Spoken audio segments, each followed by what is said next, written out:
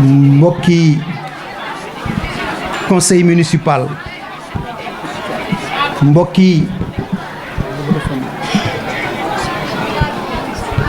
invité yi nga xamante ni tey ñoo fi ñëw ñu ngi leen di nuyu yéen ñëpp kenn ku ci nekk ci turam waaye nag di jiital ci nuyoo bi le chef de village bi nga xam ne moom mooy borom dëkk bi waaye aussi ñu ngi nuyu l'inspecteur de l'éducation bi nga xam ni ne monsieur Thiaw moo ko fi représenté nekk le secrétaire général de l'IEF. maa ngi nuyu aussi les enseignants ñi nga xam ne ñooy jàngalekat yi nekk ci tund Mbakol wépp waaye particulièrement nag may nuyu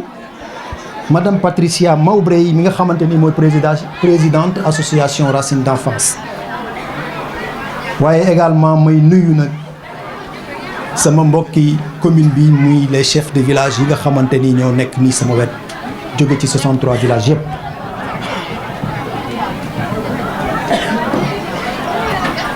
di wax ni tey dañu am mbégte mu rëy rëy moo xam ni am na fa nu tàmbalee waaye amul fu mu yem parce que bisub inauguration mënut a weesu bisu mbégte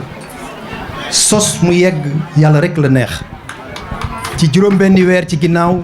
taxaw nañ fi sos école bi nga xamante ni moom la ñuy inauguré tey bu ñu demee ba ñu toll ci diiru juróom-benni weer ñu fekkee taxawaat fii di ko inauguré loolu defe naa ni sant rek lañ ci war a def waaye nag di sant ñi nga xamante ni ñoo ñu jàppale ba ñu yegg si fii particulièrement l'association Racine d'enfance ñoom ñi nga xamante ni tey école bii ñu may mi ngi toll ci boo ko doon xayma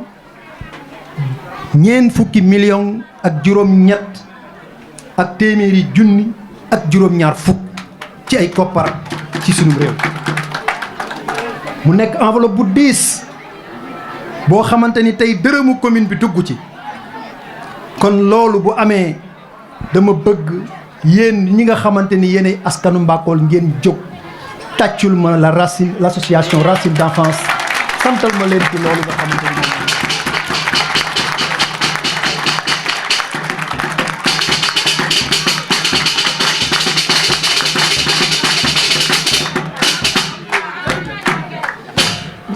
merci beaucoup. Madame Patricia, vous méritez tous les honneurs. Toute la population de Tilmaxa vous dit merci. En tout cas, on est très fiers de vous aujourd'hui d'être ensemble avec vous. kon loolu mënut a ñàkk ndax ku la defal lu rëy nga wax ko lu rëy sant ko ba ñëpp di ko dégg waaye sunu gan yi sunu partenaires yi man de lott naa ci di leen sant ba tax na conseil municipal beeg ñëpp ñu ngi ma jàppale ci cant yooyu di leen ko jagleel kon nag jërë ngeen jëf.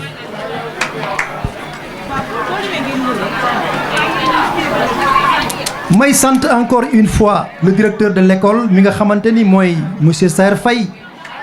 El Hadj mi nga xamante ni école bi tey bu taxawee mën nañ ni tey jii jéego yu jiitu yëpp moom moo ko def moom ak équipe am bi nga xamante ni moom la doon tudd léegi. ndax bi ñu commencé di jàngale wala boog di toppatoo tout tànk yi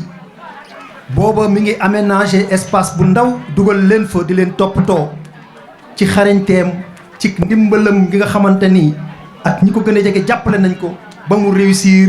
ba tey ñi nga xamante ni ñooy partenaires yi bi ñu fi ñëwee visiter école bi gis conditions yooyu ñu nekk dañoo gën a sawar ci jëmmal fi école bii kon monsieur Faye vous avez tous nos remerciements. waaye également may sant encore une fois monsieur Ndiaye mi nga xamante ni moo jiite école bi école maternelle bi léegi laa koy wax inspecteur ma ni ko yow de yaa gën a jafe lépp liggéey ci école ndax xale boo xamante ni ci ñetti at la wala ñeenti at lay toll ñu jël ko jébbal la ko aw sas wu rëy la koo xam ne mënalul boppam dara bu waree dem toilette yaay yóbbu dem bu waree def leneen yow yaay seet yaay toppatoo yaay xool ak cetam yaay toppatoo léppam dugal ci boppam xam-xam kooku kenn mënu laa fay xanaa di la ñaanal rek yàlla sàmm la yaag équipe bi nga ko bokkal liggéey boobu muy ñi nga xamante ne ñoo yore petite section moyenne section bi ak grande section yépp waaye ñi ngi leen di ñaanal daal yàlla na leen yàlla dëgëral ba lii ngeen di dugal ci boppu tuut tànk yi ñu dem ba tuut tànk yooyu nekk ay kilifa ci réew mi waaye nekk ñoo xamante ni ne seeni wayjur dinañ leen di ndamoo di leen kañoo loolu ñu ngi leen koy ñaanal yéen ñi nga xamante ni yéen a leen di encadré waaye également ma di leen soññaat ndax am nañ loo xamante nii ne tey boo doon wër département de Tivaouane mën nga ni benn la fi muy bii nga wër région de Thiès mooy ñetteel bi kon loolu aw sas la léegi bi ñuy dugg si monsieur Youm dafa ma déy ne ma école bii kat mooy seen test boo xamante ni ne dinañ leen ko defal su ngeen réussir entretien bi yeneen dina ñëwaat yeneen école dina ñëwaat waaye itam yeneen jumtukaay yi dana ñëwaat jóge ci racine d'enfance kon ñun am nañu sas wu rëy may soñu particulièrement le directeur de l'école monsieur Faye nga jàjjiwaat ñi nga xamante ñoom nga séqal école bi ñu fexe ba rikk waaye bis bu ñu ñëwatee Sénégal wala ñu ñëw ci dëkk bi di ko visiter ñu fekk ko ci anam yi mucc ayib yoo xamante ni ne dina leen sawaral ba bu ëllëgee dinañ am yeneen ak yeneen école loolu defe naa ni aw sas la wu rëy je sais compter sur vous parce que xam naa sa détermination ak sa engagement kon rikk waay nañu fexe ba bu nu décevoir waaye rikk waay nañu fexe ba pari bi nga xamante ni ak sas wii ñu teg ñu matale ko waaye nag duma jeexal te santuma gërëmuma le conseil municipal de la commune de Thilmakha yàlla daf ñu boole ñu nekk ci bopp bi waaye ñu nekk ñoo xamante ni ñu am engagement lañu ñu am pas-pas lañu tey li nga xamante ni moo ne ci man muy le développement de Thilmakha kenn koo xar xolam ci ñoom lu ko raw ngay gis ci moom taxawaay ba la taxawee ci pour Thilmakha dem ca kanam kon occasion yu mel nii bu amee dañ leen a war a beral cant ndax lii bu amee tey ñoom ñoo tax mu am bu ñu nekkoon ci conseil municipal bi di xeex ak xuloo di ŋaayoo ak xiiroo defe naa ni duñu tal lii jàmm gun ñu jàmmal jàppale gun ñu jàppale teete gun ñu teete moo ñu may kattan ba ñu tax a mën a am lii kon gàcce ngalaama le conseil municipal de Thilmakha bu ma ci tuddee kenn dafay yóbbuwaale ñëpp muy le premier adjoint au maire suma frère suma xarit sama kilifa sama lépp muy monsieur Moustapha Seye je vous remercie vraiment au nom du conseil municipal vous méritez tous les honneurs tey bi ñu demee ba nga xamante ni nos partenaires là war nañu ñëw ci commune bi lépp moom la du début à la fin man awma lu dul rek kaay signé fii wala kaay bind lii kon dama bëgg tout le conseil municipal dama bëgg toute la population de Thilmakha ñu applaudiral ma monsieur le maire Moustapha Seye ci engagement ak pas-pas bi ñu am ci commune Thilmakha vraiment ñu ngi lay remercier bu baax. mënut a bañ a mel nii parce que Thilmakha rek moo ko ñor jaral na ko xeex jaral na ko xuloo jaral na ko joxe bakkanam ngir Thilmakha kon Moustapha yow gàcce ngalaama bu ma jaaralee boobu nuyoo ak cant ci sa yow rek nga jot leen ma ko conseil municipal bi yëpp kenn ku ci nekk ci biir conseil municipal bi lii ñu wax ci yow rek moo nekk ci moom kon mbokk yi maa ngi leen di sant bu baax di leen këram waaye yéen xale yi nga xamante ne yéenay sunuy doom di tut tànk yi nga xam ne yéen a war a jàng ci biir barab bii ñu ngi leen di ñaanal yàlla defal leen ndam yaakaar ji seeni waajur am ci yéen yàlla bu mu tas yàlla na yàlla teete leen namm seeni xel ba ngeen jóge fii dem ba faw waaye aussi may sant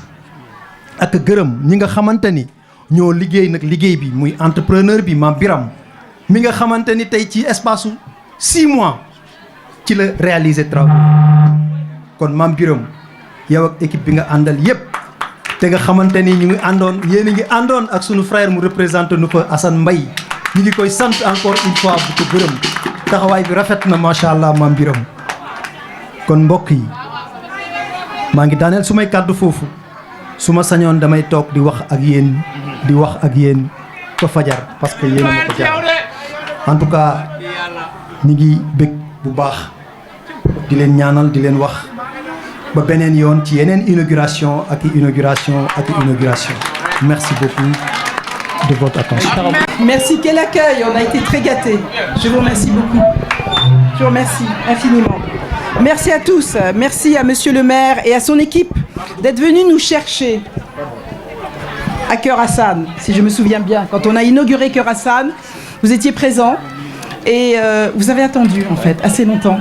Et vous êtes venus nous chercher et vous nous avez amenés ici. Donc merci.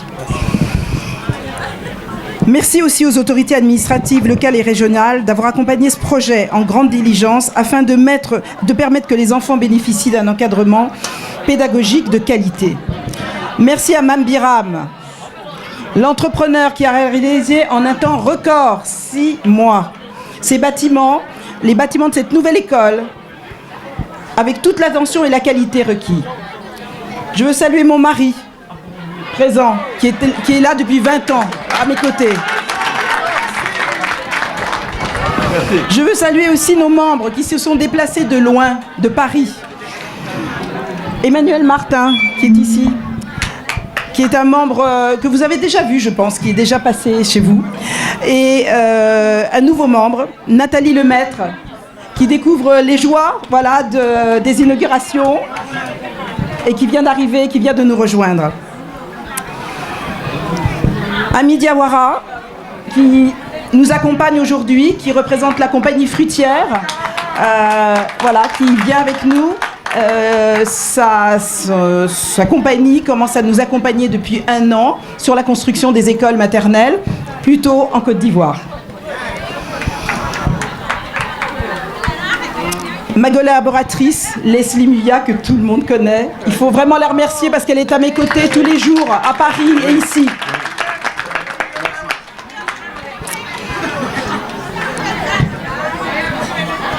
Monsieur Tidiane Youn, ici présent. C'est lors de l'inauguration de son école que je pense que les grands esprits se sont rencontrés. Vous êtes la 14e école de Racines d'enfance. Et nous fêtons les 20 ans de l'ouverture de notre première école à Sal en 2004, aux alentours de Tambacounda. Et comme je le dis, à chaque inauguration, chaque école porte la responsabilité de la suivante. De votre réussite dépend la possibilité pour nous de lever de nouveaux fonds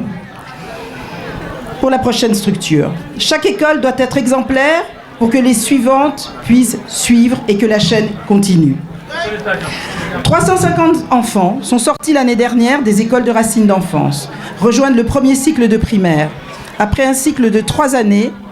tout comme les enfants de Tilmara maintenant, ils sont dans les 20% d'enfants qui, au Sénégal et sur le continent, bénéficient d'un encadrement préscolaire. 20%. C'est-à-dire que 80% des autres enfants n'en bénéficient pas. Malgré la pression démographique, le nombre d'enfants scolarisés en Afrique a été divisé par 2. Entre le début du siècle, les années 2000 et 2019, on est passé de 35 à 17%. C'est dire que les gouvernements, et en particulier le gouvernement du Sénégal, comme le gouvernement ivoirien, a décidé vraiment de porter les efforts sur l'éducation. Il n'y a pas de développement sans éducation. Mais il reste encore trop d'enfants hors de l'école. Et un tiers des élèves qui rentrent dans l'école ne finissent pas le premier cycle. L'école permet d'anticiper certains problèmes que l'on va retrouver ultérieurement. Les inscriptions à l'état civil. Nous en parlions tout à l'heure. Nous venons d'apprendre que vous avez été informatisés. Et là, l'école maternelle aussi a tout son sens, car au bout de 3 ans, aucun enfant ne doit sortir sans ses papiers d'identité. C'est à vous d'y veiller, aux instituteurs et aux institutions. La surveillance médicale et les problèmes de malnutrition qui peuvent freiner l'apprentissage. N'oublions pas que 85% de nos connexions cérébrales s'effectuent dans la petite enfance. C'est dire à quel point cette prise en charge est importante. Pour poser les bases d'une scolarité réussie et accompagner les enfants dans leurs premiers pas vers une initiation ludique et progressive des savoirs. Nous soutenons un partenariat modeste avec le gouvernement et nous soutenons la volonté des États et tentons de répondre aux besoins des populations. Mais j'aimerais m'adresser tout particulièrement aux enseignants et les saluer chaleureusement. Ils vont bien au-delà de leurs prérogatives, et vous le savez tous. Participant ou résolvant les problèmes qui sont pour nous et avec les inspecteurs un relais indispensable. Et avec eux, nous progressons dans l'échange afin d'améliorer sans cesse notre modèle. Un quart des enfants du monde voient le jour en Afrique. Relever le défi de la formation de la jeunesse,